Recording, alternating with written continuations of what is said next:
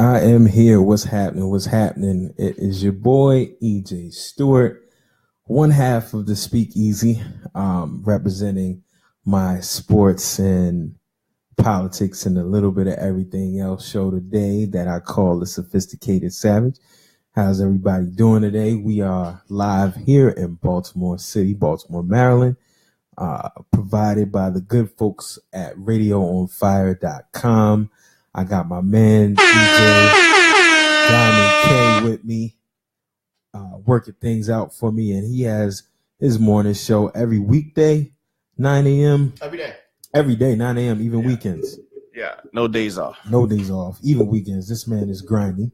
And we're here, man. I'm happy to be here. Happy to be provided this opportunity to do what I want to do and, talk about some things. But yeah, we're talking sports today. That's something I like. I've been playing sports my entire life, except my recent out of shape fat years, but it's all good. And we're here, man. NFL starts today. Excited about that. I'm excited about that, man. It's been a long summer. I'm tired of the whole NBA nonsense and all of the drama there, the trades and the Kyrie Irving and all of that, man. It's back to football season today, the Hall of Fame game tonight at 8 o'clock. But can't talk about the NFL without talking about the big topic, the big elephant in the room. Colin Kaepernick still jobless. I'm in the home of the Ravens. Baltimore is flirting with the idea of bringing Kaepernick in, but they're not doing it. And I don't know what else to say. It still may happen. I will give him till Saturday. I don't think it's gonna happen, Don. I mean, if it doesn't happen, we're a week out, so he got to have time to at least learn the plays. So he wouldn't play in his first game, but I don't think it's gonna happen. But see, here's the thing: why did they go out of their way to put that statement out yesterday, saying that Bashadi hasn't blocked him yet, and other teams are interested, but they're blocking other teams. Damage control. I mean, you're getting a black eye from the league. So you getting not even a black eye from the league, but you're getting a black eye in media. You're getting beat up every day. Now we got to remember, Bashadi's still a businessman. He really doesn't give a fuck about what people think. I know he only cares about the advertisers, right? And at the end of the day, it comes down to wins and losses. That's all people care about. Well, if he puts 10 games up for somebody, 10 victories, that's it. Everything's eliminated. What I mean? I think he had like 18 touchdowns and like 16 last season. Touchdowns and 4 interceptions on a scrubby squad. On some trash. Yeah. On some trash. And Joe Flacco's down. He's hurt. He is hurt. Because Joe, say what you want about him. A lot of y'all in this town are torn over Joe. Some of y'all love him. Some of y'all don't. There's no in between. It shouldn't be no in between. There's no in between. It's no in between. And he's down. I mean, this guy plays a lot of football, rarely sits out, and he's got a serious injury, man. He's got a serious injury. And you guys got Ryan Mallett, who is a head case, has been a head case since college. Yeah. He was in the Patriot system, I think, at one point before he went to Houston. Still hasn't been able to flourish. And you're putting him in charge of a young wide receiver core, a flaky running back situation. The offensive line is here and there. No disrespect to the Boss Hogs they got playing that are doing their thing, but it was already offensively a shaky situation last season, and you got a guy who faced you in the Super Bowl, into the NFC Championship, dual threat. Ice water in his veins. Yeah. Could do a lot for your city. He could do a lot for your city. Yeah. And you're whiffing on him, man. And I mean, it's going to come back to bite us in the ass, because here's how it's going to go. Flacco is hurt. Back injury is no joke. It affects mobility, which Flacco doesn't have a lot of anyway. AFC North. Right. Cold. Problem. And defense. He's a pocket passer. Can't get out of the way, and our line is suspect. It definitely, and I definitely think. And do y'all have a new coordinator this year? Yeah. New coordinator. I mean, it's looking ugly, man. And the defense is young. Can't ride the defense right now. The defense is young. Made some improvements, but the defense is young, and it's going to be crazy. Somebody said Flacco had 10 interceptions last year. 10 interceptions last year? 10? I don't think that's accurate. No, why does he still have a job? I don't think that's accurate. Well, shit, Ryan Fitzpatrick had a lot. I'm a suffering Jets fan. Who, by the way, Woody Johnson just got named the ambassador to the UK. So, congratulations, Jets fans. Your owner is officially not only just a supporter, but he's on the payroll for Donald Trump. Okay, but and Patriots fans don't get off the hook either. Of course not. Okay, because Trump's rolling with them too. Yeah, but it's the Patriots. I mean, we know the Crabs. We know how that's been going down. We know how that goes down. That ain't no surprise. But I mean, you talk about the New York Jets in one of the most liberal, supposedly liberal markets, in America, supposedly, allegedly. Yeah. But Trump's a New York guy. Trump is the biggest hustler in New York history right now. Yeah. He's bigger than Fat Cat. He's bigger than Supreme. He's bigger than Alpo. He's bigger than AZ. All of these guys. Never seen the inside of a jail cell, I don't believe. That's what I'm saying. Yeah. For years he's been bankrupt, shutting down businesses, destroying different towns and people that he's employing. And this motherfucker became the president. He didn't even think it was gonna happen though. I don't think. Nobody did. Of course, including him. His wife didn't even want it. But then when that happened, it was like, oh shit. Yeah, I'm in here. I have arrived. That motherfucker moved on up to the east side, literally. Literally, man. You got the deluxe. Yeah. I mean, but back into the football talk, not only are the Ravens flip-flopping, then you put on you polling fans, and then see what people don't really know. And see the other thing, DK, I gotta defend y'all African American, people of color, liberal, maybe not people of color, Ravens fans, liberal Ravens fans, because people really don't have a great idea of the landscape of Baltimore. Those people that are connected to people outside, they see crime, they see drugs, they see other things, and there are other people that they know the Canton, they know the nice places, they know the other things, and then there are other people that are in the Middle River area, these country backwoods areas where literally you go down the road and it's 6 to 7 Trump Make America Great Again posters or flyers on their lawn. That's real talk. And it's like any East Coast city.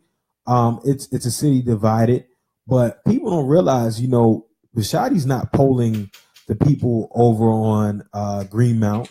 He's not polling the people Edmonton. You know what I'm saying? He's polling these fans, these box seat holders. Of course, those are the ones. All of these people that really got offended by Colin Kaepernick's actions. But they still would not care if Kaepernick got us to the Super Bowl. They wouldn't. But you know what's funny? I've been in an elevator once with somebody who was on the practice squad and was playing for the Ravens, and this lady at the time, and this lady came in with a Ravens jersey on. It wasn't his jersey.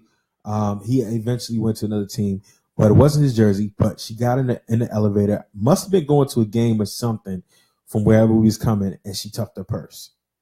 And he wasn't playing, obviously, but we were actually going to the game also, and she tucked her purse.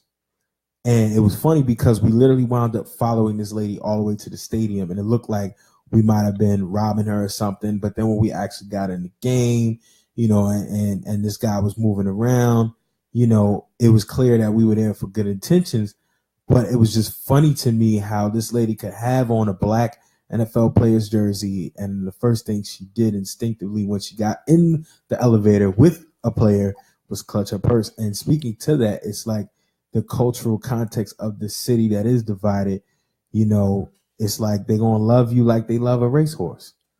You're only good to us when you're doing good for us, and other than that, they can give a shit about you. Yeah. So I mean, they looking at Kaepernick. They don't want no part of him. And y'all were already torn on y'all quarterback situation anyway. But I mean, they don't see. I don't even think that they see the wins. Like, it would be a shitstorm. It would be a real hailstorm.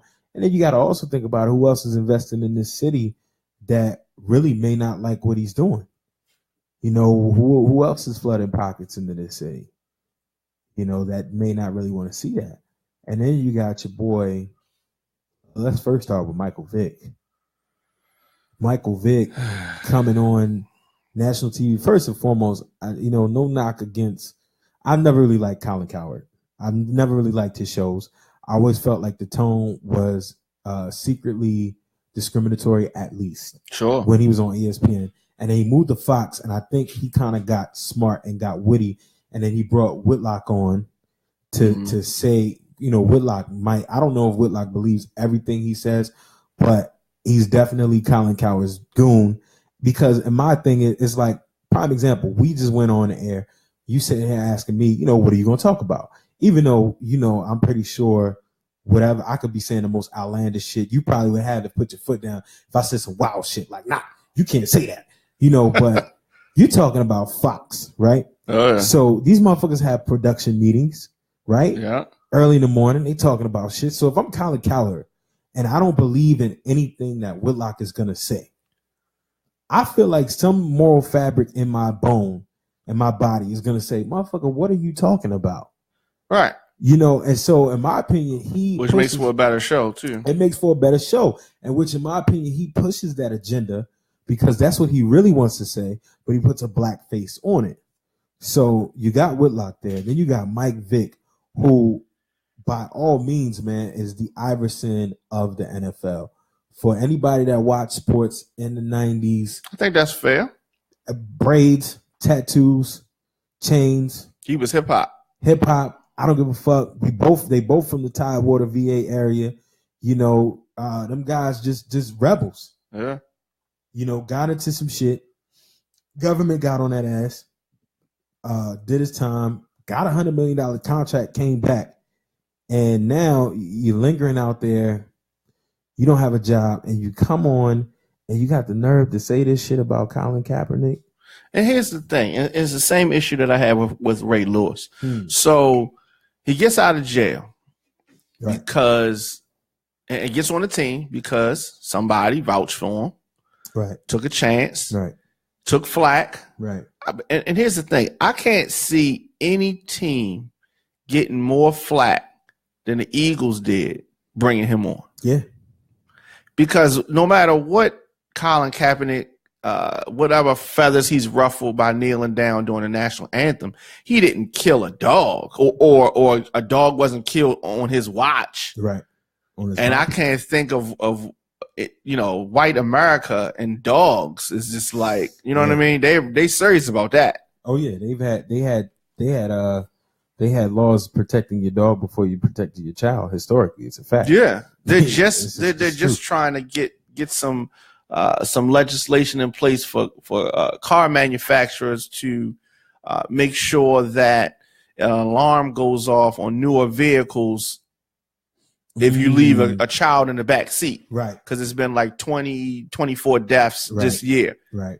They just getting around to that, right? But they really serious about dogs. Absolutely. Like dead serious. And absolutely. the backlash, it was a little bit, but it wasn't that much. Nah, it got quelled.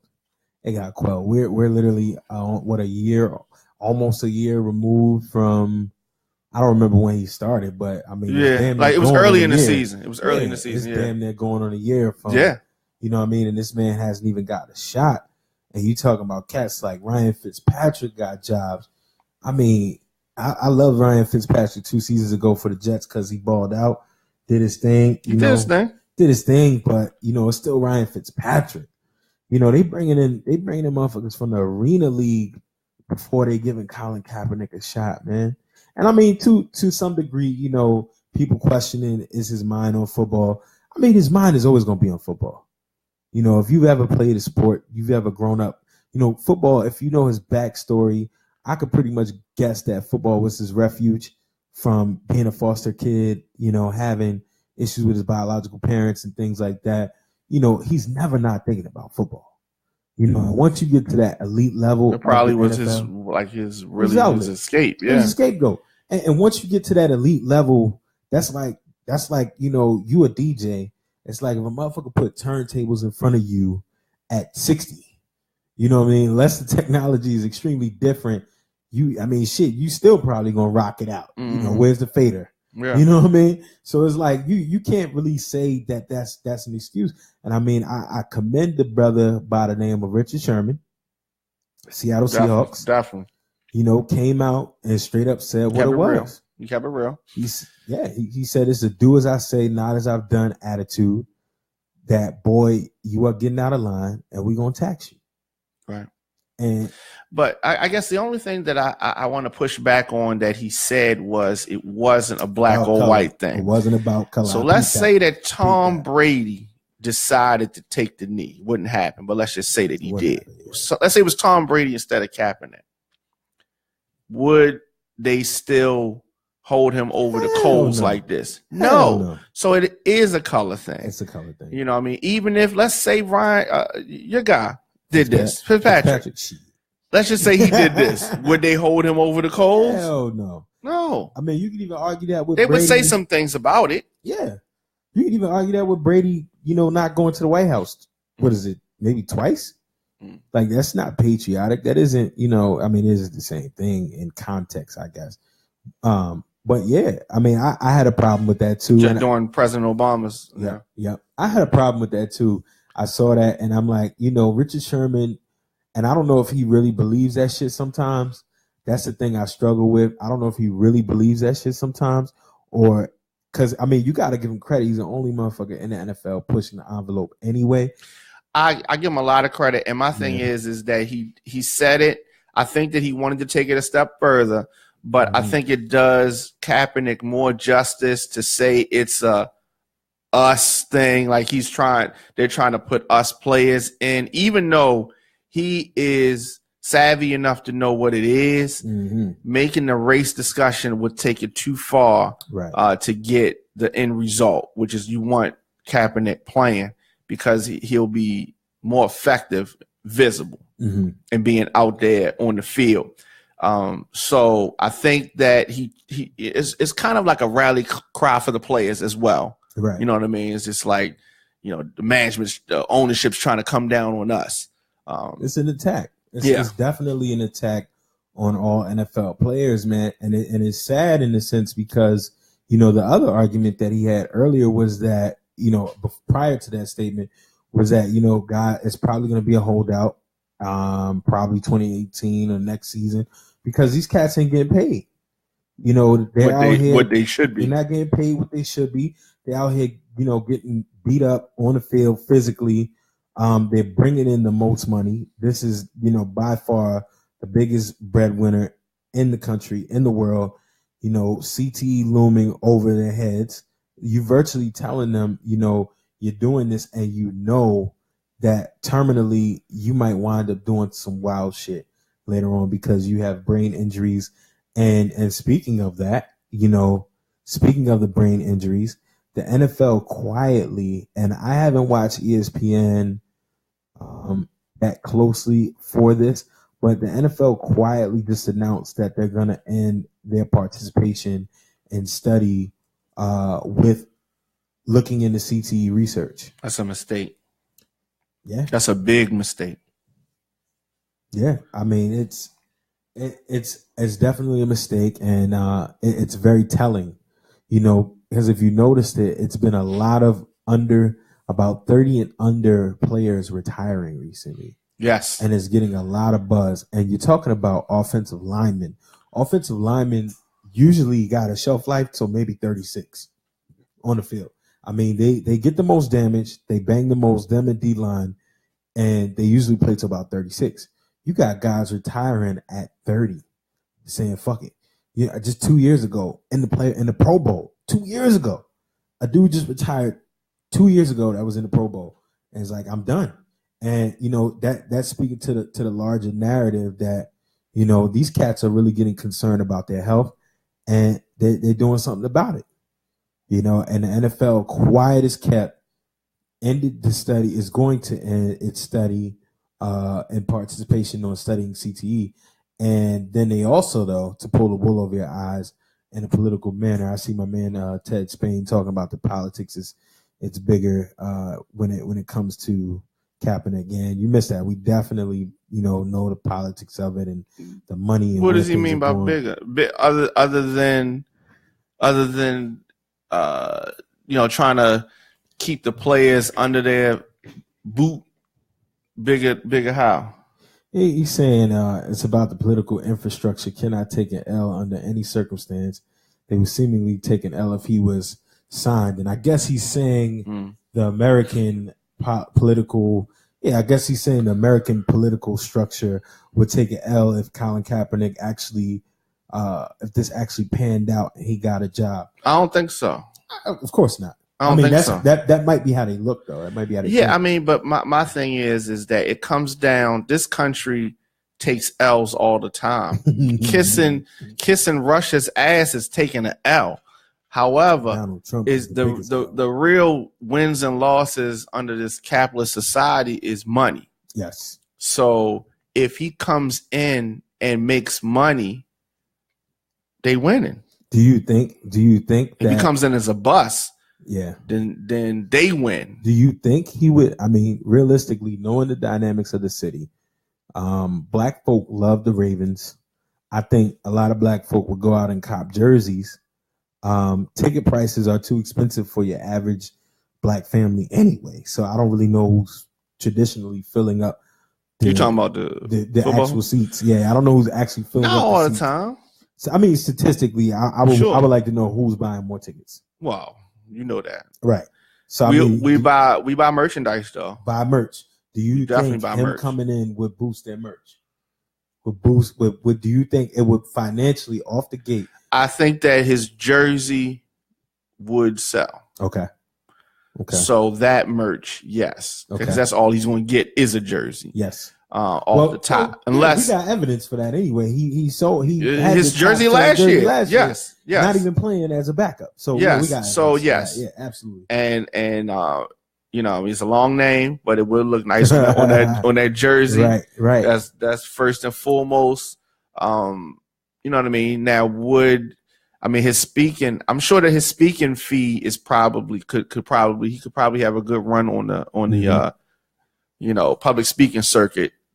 They probably don't get a cut of that, but I'm just saying, I know he can do that. He can do a book. He can do interviews and stuff. Yeah. Here's the other thing that I think works to his advantage. He hasn't been doing those. Right. He hasn't been publicly speaking. Right. He hasn't been on Oprah or any of those type of shows where he could, sit down and he hasn't done that. So it's not like he's still being a team player. Right. He may do this after his career. Right. But right now, he's actually doing what he should do. While Ray Lewis is saying he needs to come out and say what he wants. I mean, he hasn't technically said he wants to play, but he hasn't said he doesn't either. But to your point, he's not out here saying viscerally like, the NFL's blackballing me. He's like letting it play out. Yeah. He's letting it play out. And I think that would work to his disadvantage if he did come on and do that. Absolutely. The unknown is much better. Absolutely. Because whatever he decides to do, he didn't say anything. Absolutely. Yeah. I mean, so in that sense, Bishotti is an owner. You're looking to make money. This dude had the highest selling jersey at one point in the league as a backup, and they get a cut of that. Oh yeah, that's it. Yeah. I mean, who's our top selling jersey here? Steve Smith. Yeah, and he's done. He's done. Steve Smith, Flacco. It ain't Suggs. It ain't Suggs. I guess it's got to be Flacco then. It's got to be. I'm sure Flacco's probably gonna have an issue with that. Yeah, I can't even say who the last person. I mean, we walk the streets every day. I mean, anybody who owns a Flacco jersey or Steve Smith jersey, I see more Lewis. I see more 52s than I see anything else. But when did they buy that? You know what I mean? They bought that years ago. It's old. You cashed in on that years ago. Yeah. You talking about spent that money right now. Ravens spent that money. Yeah, you want to make money right now, and not to mention, his his jersey sales went up last year, and people nationwide bought him. Sure. So another good question, brother Conway, who loves the Ravens, and I know he ain't boycotting. Shout out to you. Yeah, he asked me, am I boycotting the NFL? Can't boycott the NFL. You can't do it. You can't do it. Try. You can't. It's impossible. I love football. How do you boycott though? Would you close your eyes when people talk? I mean, for the whole season, would you just cover your ears? I mean, you're gonna hear it. It's everywhere. The only way you're really gonna truly shut down the NFL now, the Ravens, that's a different story.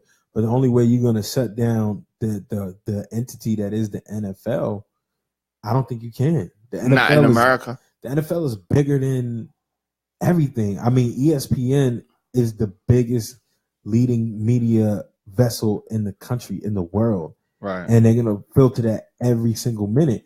And it's like, boycotting the NFL. I don't even know what that looks like, but I love the game. And it's like, I was telling somebody else, it's like the NFL and what it should be at its core is pure. It gives brothers who wouldn't have had the opportunity for the athletic talents and their drive and their focus and their determination, an opportunity to become millionaires, to feed their family, to do some positive things in the world and in the nation. And at its core, if it was right, we would be all right. It's not the NFL in essence. It's not the game. It's the ownership. It's always been the ownership going back to the 50s and 60s, man. What's going on here? I mean, even if you want to say that, arguably, you can't even argue that right now you have an argument to boycott the NFL when the NFL historically has been on record to be like this. Let me tell you why. But it's not just the NFL. It's the whole nation. It's not just sports. I mean, we have Timberland, Walmart. I mean, you can any Polo. of these corporate McDonald's, right? You said Polo, Chick-fil-A, Chick-fil-A, definitely. Chick-fil-A. All of these. If you go and you look at any of those old, how you go in those fast food chains, and they'll have the old picture of like when they first opened the store. Yep. You know what I mean? If you look at those pictures, McDonald's, Wendy's, Dairy Queen, any of those pictures, just look at the pictures. And when you look at that time period and you see the people that's in the pictures, you know what was going on. You know what was going on. And it's just like, it was built on these corporations were built on the back of racism. Absolutely. You know what I mean? And we have, and other minorities have, pushed forward despite that. And so if we get into the history of this country, absolutely. You got to boycott the country. You got to boycott everything you do. I mean, you literally got to go off the grid, not pay taxes. I mean, and it's like Chris Rock said, it's like America's that uncle that did a lot for you, but he touched you and, and he was foul. And it's like, you want to say boycotting the NFL. It's like, when you think about it, man, historically, it's documented that at one point there were 3 positions, and I could be wrong. I know one for sure. There were 3 positions that the black man could not play in the NFL: quarterback, center, and linebacker, because he was said to be not cognitively smart enough to play that position. Yeah, well, we proved that wrong. Times have changed. You have excellent linebackers. You have, honestly, it isn't a lot of black centers in the league if you think about that. There's not a lot of black centers at all. So quietly, that's still a position that is not being advertised to black men because, athletically, they say get on the edge, guard, whatever. But quarterback. And if you think about it, so we talk about the NFL, it's always been in front of us. I would love to know statistically how many quarterbacks from that have had decorated college careers. Decorated college careers that went to the NFL and had to switch positions. It's been a couple. Oh, a couple. It's an understatement. Charlie Ward. Because they didn't want them playing quarterback, you mean? Charlie Ward. Yeah. You know what Charlie Ward did? I'm going to tell you. Heisman Trophy winner at quarterback. Heisman Trophy winner at quarterback. He reached the pinnacle of any individual. He got the highest accolade that any individual athlete in college football could get and he was at the quarterback position. What did he wind up doing?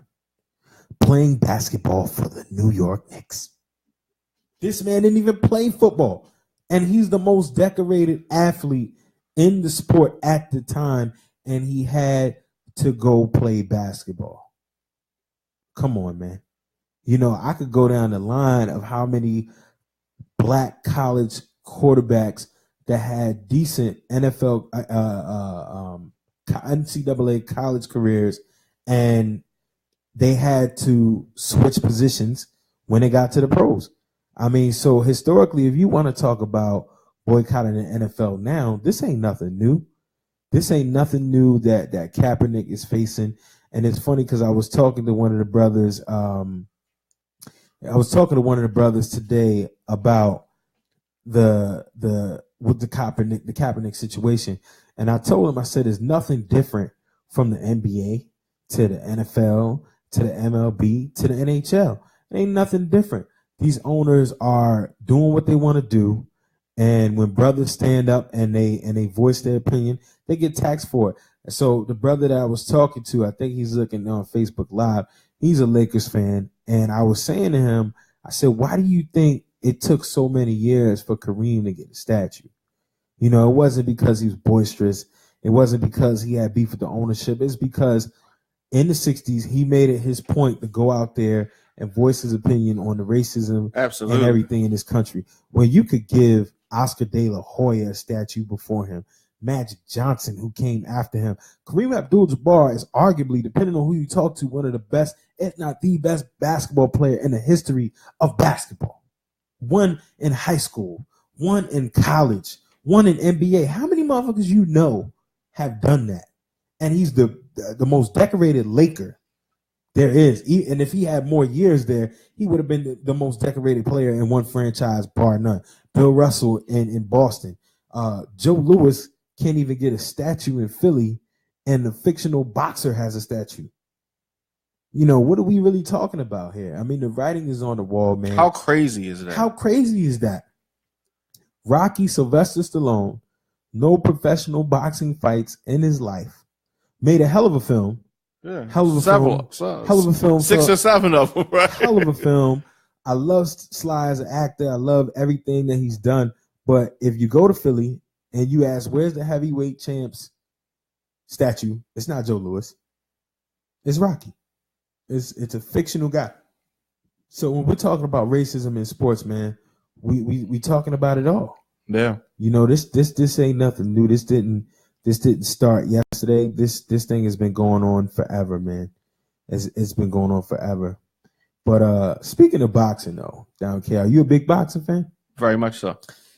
Yes. Yes. Real quick, I wanted to. Somebody in the chat room wanted to know this. So last year, NFL, $9 billion. $9 billion. It is the most lucrative no doubt in the world. No doubt. 9 million. Bar none. I'm 9 billion. I'm sorry. Yes. Bar none. And that's what we know. Right. That's what we know. And commissioner says they're going to get it to 25 billion by 10 years. Bar none. I mean, you got, and you pointed this out. I didn't even, because you went this angle. I wasn't even thinking about it. I was just pissed off that our owner is actually officially on my owner, not my owner, but the New York Jets owner is actually on the Trump administration, but he's the ambassador to the United Kingdom. And you pointed that out. I mean, how strategic is that? Mm-hmm. So now you have an official connection to the UK, a place where there's a game every year in London.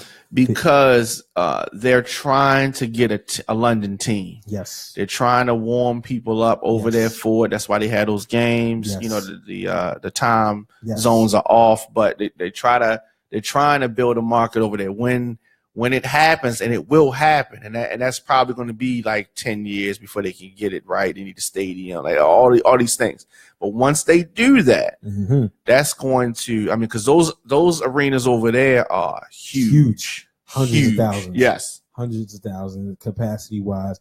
And all it takes is for, those people abroad to really get into it. They never had the exposure. And I mean, the soccer clubs are getting crazy amount of money. I mean, players are getting $48 million a contract, $200 million, $300. They're running circles, and that is peanuts compared to what the ownership is making. They throwing them peanuts, and that's there's a lot of peanuts. But Real Madrid and all of these places, they got dough. So I mean, the vision is there to take the NFL to the UK, and then they're branching into Mexico, which if you do it right, it's a whole tourist attraction. Oh yeah. So I mean, $9 billion, and he's talking about $25 billion. I mean, I wouldn't be surprised if they don't reach that halfway mark in a matter of years. And I'm surprised that Richard Sherman isn't getting more flack because he's bringing up the B word. He's bringing up the H word, the holdout. And that would be catastrophic to the NFL. They can afford it.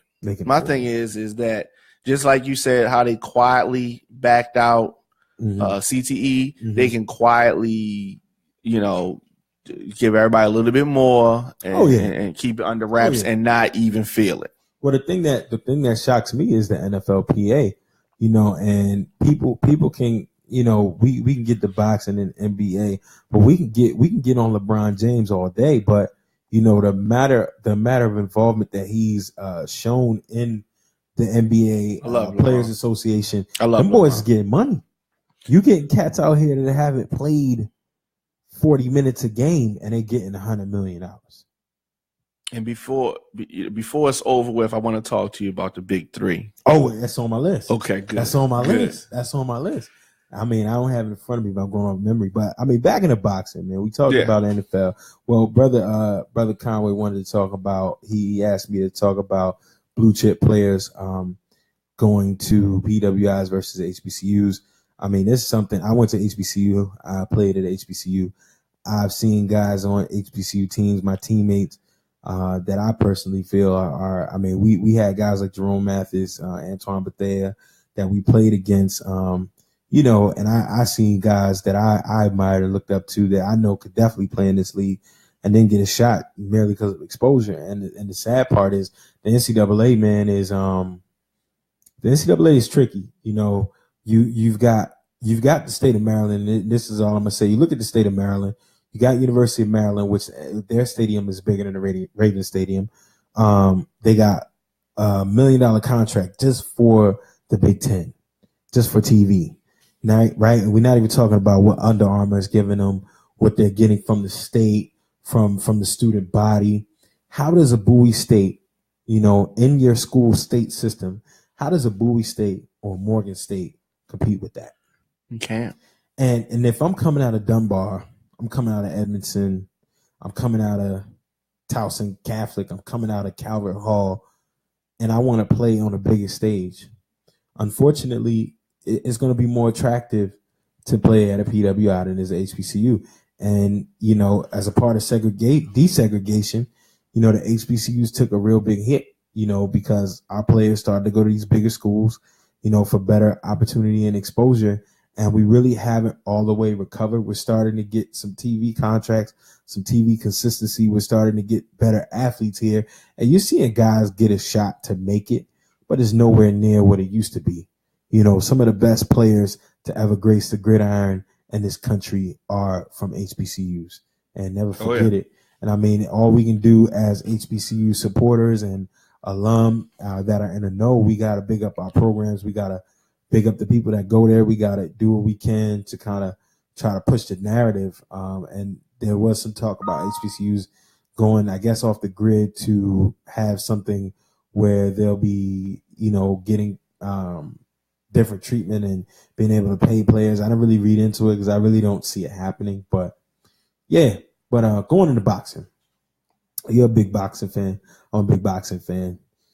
How do you feel about Conor McGregor versus Floyd Money Mayweather? Okay. I like Conor McGregor in UFC. Okay. I like the prospect of him getting into the WWE because I think that he talks well. Yes. He's a showman. Yes. I think that is the arena that I want to see him in. Yes.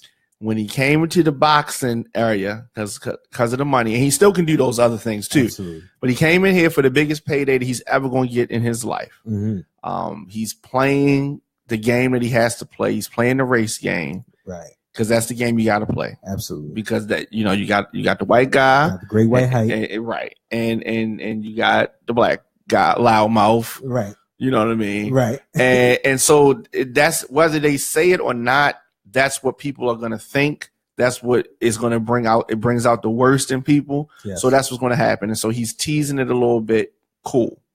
But he is going to get knocked out. And knocked out. Knocked out. Knock the fuck out. I think. Well, I don't think he's going to knock him out cold. I think it's going to be TKO.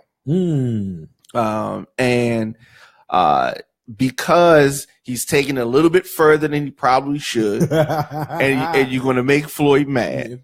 He done pissed Floyd off. I think that's his plan, though, because maybe he thinks I got a chance if I can get him off his game. Right. Because Floyd will just win the rounds, stay back, not go for the knockout, and But do that. He'll do that against a very formidable challenger that he's faster than. Yes. Because they never ruffled his feathers. Right. But I think he's got to go for, he's got to go for, because it's a lose-lose from the standpoint for Floyd. If he beats him, you beat a UFC fighter. Right. You know what I mean? If he loses to him, you lost to a UFC fighter. Right. So, but the money is great. And it's 49-0. Right. So, and they're going to say that this one is tainted. So I can't see this being his last fight. I don't see. Here's the thing, and boxing, and I agree with you. Conor McGregor, is a showman. I love his attitude. I love what he does. And this is a combat sport. Let us all be clear. The fact that he's got the balls to go in. This is like going. Another man's This is sport. like going into Tyson. This is like going in this shit with Tyson.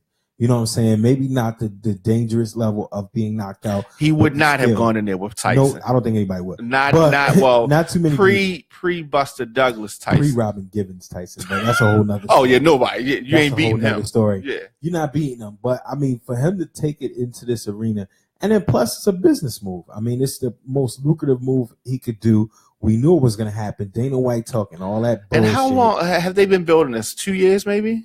Probably a year and a half. Year and a half. The talk is no, it ain't gonna happen. It ain't gonna happen. It ain't gonna happen. I'm not doing it. Dana White talking that bullshit. Come on, man. He talked a lot of shit. Yeah, I mean he's sitting right there, right now.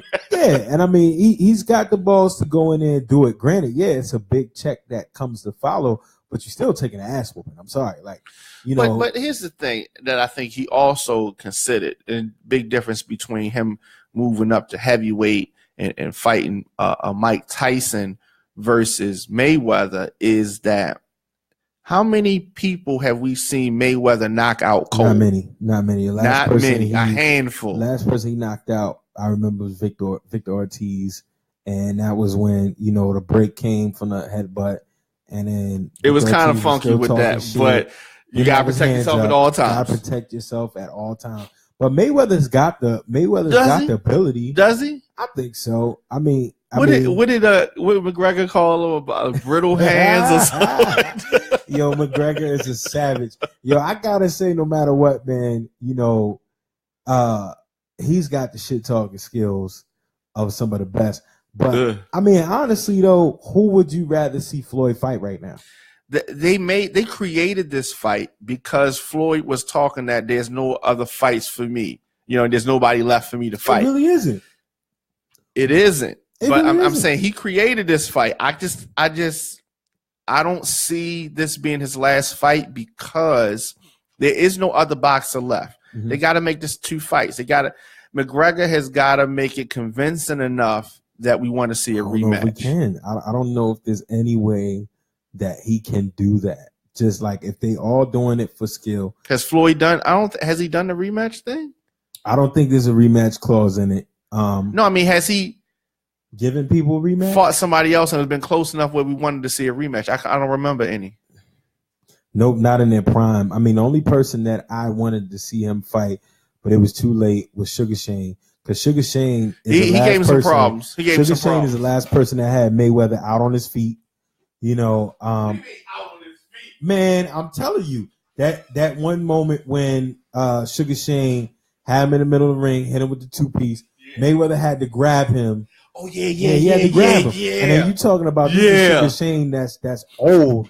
He wasn't in his prime. And then De La Hoya, but I really. What about what's my guy? Zab. I mean, Zab messed it up for himself. Zab had a lot of promise to do a lot, and that was a good competitive fight. But Zab wasn't really focused. Yeah. He didn't even really want it. That fight. Yeah, he didn't even really want it himself. But yeah, man. I mean, there's nobody else in the division right now for Mayweather to fight. Garcia just got beat by Thurman, which I predicted was going to happen because Thurman should have lost in Puerto Rico. But the judges gave him that bout. He should have fought Peterson again when Peterson was on his undercard. I like Thurman. I like Keith Thurman. I think Keith Thurman is one of the more complete boxers, but he's not going to beat Mayweather, and he's not a major shit talker. You can't have somebody fight Mayweather that's not going to be a bad guy.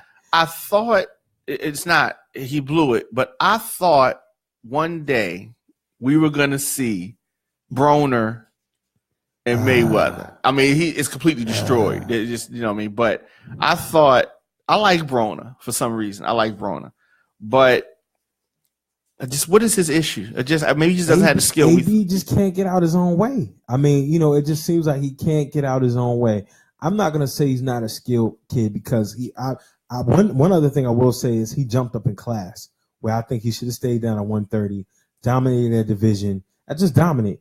Everybody. But didn't he do that already? Yeah, no, because the 130 class. I mean, you got cats like Lomachenko coming up. You got Tank.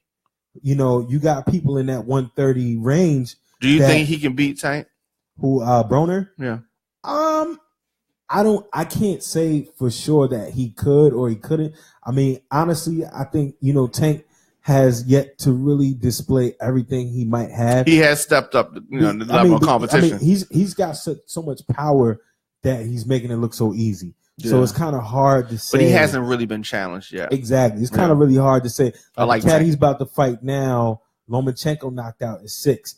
And then I will say I don't really like what is coming from the money team camp, how they're not going to fight Lomachenko anytime soon, when kind of really that's the only fight out there. You got to fight Lomachenko. It ain't no other fight. But, I mean, I'll take this as a tune-up. But, I mean, I think Broner's biggest problem was he tried to do what Floyd was doing. You can't do what Floyd did. Floyd is like no other fighter. But look how long it took Floyd to even get to that point. Yeah. You know what I mean? Yeah. He went through the pretty boy Floyd stage. Yep. And Broner didn't go through that stage. He just tried to jump and just no growth. And I mean, even physically, people don't even realize it. Mayweather's a little taller. Yeah. If he rehydrates, he might be a little bit more in weight than Broner is. And I mean, he's Floyd. He's a once in a lifetime boxer. Yes. He's a once in a lifetime boxer. But he makes it look easy. So a lot of people take it for granted. Yeah, and I think Broner just can't get out his own way. He just lost the fight this weekend. I saw that coming. Did you think it was a draw? Nah, man. I mean, I just think where he's sitting at, you got to do enough to make it decisive. Yeah, because of who he is. You got to make it decisive. You got to, the judges are already out. Take it out the judges' hands. They're already out to get you in one way or another because of who you are. You're braggadocious and all of those things. And it's like, yeah, man, you gotta do what's necessary to get the W. And I think Broner's talented, man. I just think he can't get out his own way. His time not really buying into what Floyd was telling him. Kind of hurt him, and it's showing. Somebody asked earlier, do you believe that racism, I guess, is intrinsically in boxing, like the whole racism, the whole? Oh, yeah. It is. Oh yeah, I mean, historically, it's always been that way. Joe Louis was the heavyweight. Bob Arum. Bob Arum, yeah, Bob Arum, Don King. These dudes have battled the mob. They done battled the mob literally and they still eating. It's amazing. These people are national treasures. But I mean, talk about Joe Louis, man. American Olympian representing the country and came back, still couldn't, eat in public places. Crazy. Still getting shitted on. I mean, it's that's what it is, man. They put Marciano up on a pedestal. Oh man. Put Rocky Marciano on a pedestal. I mean, it's definitely woven in boxing. It's definitely out there, and anything in this country is woven into anything in this country. It has to. That's what it was built upon. Yeah. So, I mean, speaking of boxing, how big are you on this Canelo versus Triple G fight? Well, I tell you what's funny is that they've been building that fight for a long time, about a year and a half, probably 2 years. Yeah. But Mayweather came in and overshadowed that fight completely. I think only boxing fans really know about it. Yeah. Or even know the competitors really. Right. I mean, because there's not a lot of stars in boxing. It's not. The heavyweight division is looking good right now. I mean, you got Anthony Joshua, young British cat. You got Deontay Wilder. I mean, they got a I like him. I like Deontay Wilder too, and a lot of people are counting him out of that fight. I don't know why. You can't count him out of nothing. I don't know why. He's got power in his hands. That boy is a problem. 6'8". He is a problem. Can box, can move, and he's cocky. Yeah. We saw that with Klitschko.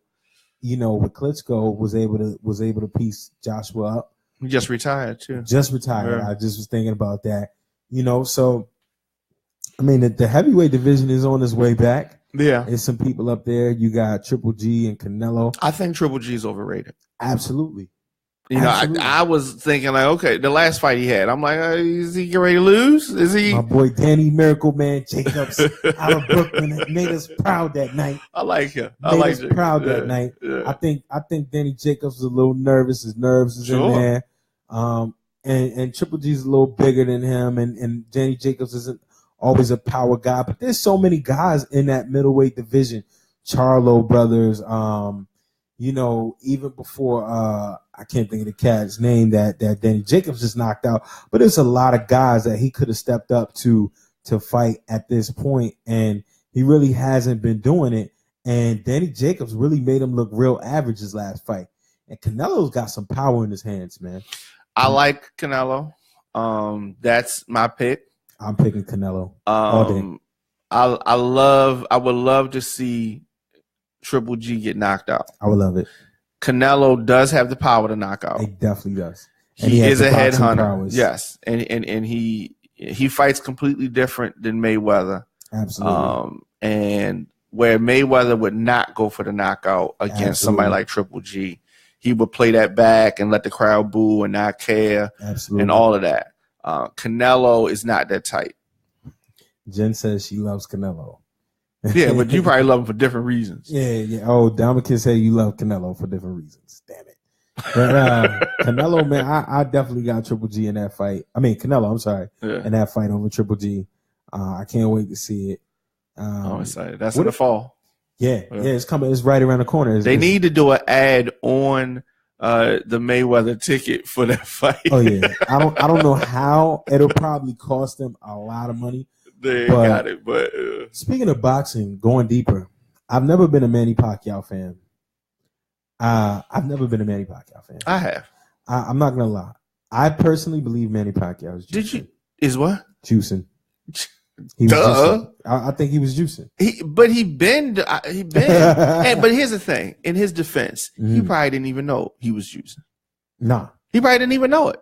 Yeah, maybe. I'm saying that the trainers probably did. He probably didn't even know. I don't know. He's that dumb. He went from featherweight. Well, first and foremost, he followed Mayweather. Every time Mayweather jumped up, he then jumped up. Sure. And then he got bigger, stronger, faster. Well, he's definitely strong. He got bigger and way bigger, stronger, way faster. Like, that's crazy. When he knocked out Ricky Hatton, I was like, oh yeah, this dude is juicing. Seriously. Yeah, but hold up now. I mean, Mayweather ran through Ricky Hatton. Nah, he didn't knock him out though. No, he didn't. Right. But you saw how red his face was. Yeah, but he didn't knock him out though. But here's the other thing that I brought it up, right? What's the deal with Canelo dodging the WBC belt Word is the reason has to do with juicing. I don't know about that. I don't think Canelo's juicing. No, I don't think so. I don't think Canelo's juicing. I think Oscar is making a lot of bad decisions for Canelo. I think if anything that Mayweather has shown, and you can say whatever you want to say about Mayweather, he's a fighter's fighter. He protects his fighters. He allows his fighters to create their own lane. I mean, in months, he's taking Tank from Pennsylvania Avenue literally to the billboards. Literally, he's taking Tank from Pennsylvania Avenue up in boxing gym to being that guy. Granted, I mean, he's been laying the work down. Well, definitely. But he's followed the blueprint, and he's out there. Tank is one of those guys, going back to wrestling for a minute, Tank's one of those guys that needs the manager to talk for him while he stands in the background and just looks tough and has his hand like if Tank had like Jim Cornette talking for him or some manager be better. Yeah. Nah, Slick, my man Slick. Yeah. Well, he made a good point. He was saying Lomachenko doesn't pack out arenas. But I think I don't like the conversation so far, but I like the trajectory. You got to fight a guy that Lomachenko beat. He's going to try to – now, I hope he doesn't go out there reaching to knock him out in 4 opposed to Lomachenko 6. And do what you do because you're not – But this is boxing politics. It happens like this. It happens like this, and they got – he hasn't really proven himself to that next level of fighter. So correct. He's on a trajectory. Yeah. He's on a trajectory. But give him 2-3 years. He knocks his guy out. He's right there where Lomachenko is. He's right there. But I bring up Pacquiao because sadly enough, this guy just had a fight in Australia versus the Australian. Do you think he got robbed? I definitely think he did get robbed. I mean, just in the scheme of things, I think he got robbed. And Arum screwed him. Like, how do you put your most loyal boxer, your biggest cash cow, in those circumstances? You're fighting this dude in his homeland, and not only that, you already told him from the gate you're not getting the pay-per-view draw. You going on TV, free TV. Because didn't he lose the fight before that? I can't remember what the top. I'm saying okay, so now we talking about the Horn fight, but talking about a Horn fight. The fight before that, I think, was that his first fight back or something like that? Yes. Yeah, so he retired. He beat Bradley. Oh, right. That was the last fight? He beat up on Bradley. No, he didn't have a fight before that? I think I remember the Bradley fight. His last fight. Brother. Well, he didn't look amazing in that fight. But it was Bradley. Yeah. My brother, Trey Belk said Rob Pac-Man was raped. Down the line said Horn called out Bud Crawford. That's just stupid. And I mean, that's just stupid. And Crawford needs to liberate himself from Arum too. He needs to liberate himself from Arum. But who's the game in town? So Mayweather. Gotta go with Mayweather. I mean, it's gonna present a problem if Tank destroys this guy and then beats Lomachenko, and then Bud Crawford is out there to see what's going on. It's going to present a stable problem, but you got to get away from Arum, man. You got to get away from Arum. Yeah, well, I'm sure it's not that easy. Yeah, it's definitely not. I mean, they got him on a blood money contract. I'm sure. But you definitely got to get away from Arum, man. And I mean, I say all of that to say, man. Okay, yeah, so he beat Vargas. He beat Vargas. Which one? Jesse Vargas. Yeah, after the Bradley Jesse Vargas, fight. After the Bradley, little tune-up. In November. He beat in November. And came right back to fight Horn. Got robbed. He did. Got robbed. I mean, and I don't even understand. I don't even understand how that happened. But all I'm gonna say right now on record, right now, is get ready because the stories about Pac-Man juicing, anything else that he's done dirty, Arum likes to, when he cuts ties with his people, he likes to put them out there. Yeah, but here's the thing. I really wanted to see a Mayweather Pacquiao 2, but because of the way the fight went, that wouldn't happen. Not at all. But if it had been for all that they hyped that up to be for as many years, I was expecting a classic, and we did not get a classic. Well, we did not get a classic. When Mayweather introduced the Olympic style testing years ago, yeah. I mean, we knew what it was. Well, I mean, he accused him of that. I mean, he made it real clear, and we got, as much as you want to as much as you want to hate on Mayweather, man, he's brought clean spirit back to the sport of boxing. You know, that 2-week testing wasn't working. Even Ricky Hatton's camp said they felt like Pacquiao was juicing, but they took the money and went with the 2-week testing. Floyd is like, yo, let's do the Olympic style testing, man. Let's keep it honest. Let's keep it up front. Let's do it. You know, you can't be mad at this guy. He's making his money and he's making it clean. You know, whatever else he does, you know, outside of the ring, you know, a lot of these guys have a lot of issues. You know, it happens. You know what I mean? It happens. How do you feel about Ward Kovalev? I'm not a fan. Not a fan of Ward or Kovalev or either one? Either one. Okay. I'm not. I can see that. I can see that. I mean, Ward has been on the shelf for so long. I used to be a fan, but he's been inconsistent to me, and I don't know what happens behind the scene. But picking between the two, you know, right. Ward is my pick. I think he needs to. Honestly, I think he's one of those guys. I think Virgil Hunter, and no disrespect to him, you know, I think Virgil Hunter is overrated as a trainer. Yeah, I think he's limited Andre Ward. You know, he's one of those guys that taught Andre Ward from the bottom up, but Andre Ward really hasn't taken his game to the next level. Yeah, I mean, because what frustrates me about him, and maybe I shouldn't go as far as say I'm not a fan, but he frustrates me. Why is he not a superstar? Exactly. Marketing wise, he should be a bigger superstar. I don't know how that's happened.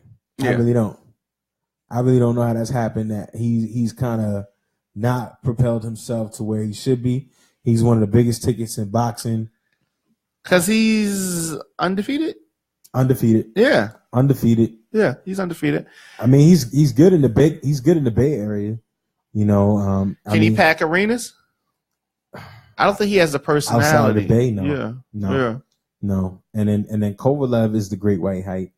The only thing that hinders Kovalev is that there's no big draw out there. Right. There's no big draw out there. Right. So. Right. Yeah. So we need to take a break. All right, I'm with that. And come back and reset. Talk about the NBA. NBA. I want to talk Big Three. It's on my list. And AI. I feel like you're gonna kill my man AI. We gotta talk AI. I feel like you're gonna kill my man AI. We gotta talk AI like it's the old days. I think you're gonna kill my man AI, man. All right, let's do it. Let's take a break. I'm with it.